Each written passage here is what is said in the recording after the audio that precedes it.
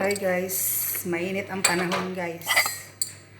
Kaya magpapalamig tayo. Gawa tayo ng inumin. Isang kutsaritang coffee.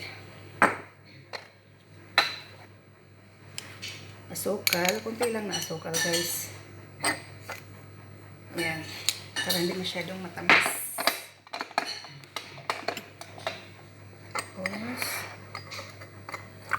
Tapos, hot water konti. Pampalusaw lang naman sa kape.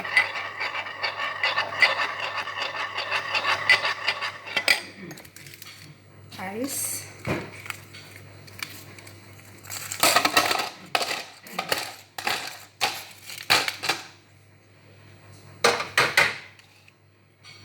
Gatas. Fresh milk guys, low fat. Low fat ang gamit kong gatas guys para masarap, masustansya.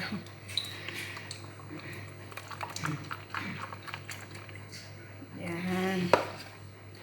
Tapos yung kape natin guys, lagay na natin.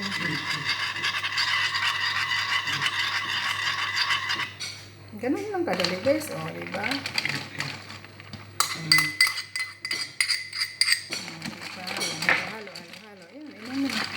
Pampalamig na siya guys. Coffee with ice, with milk. With milk. Oh, yan. Takpan guys. Lagyan ng straw. Tadaan!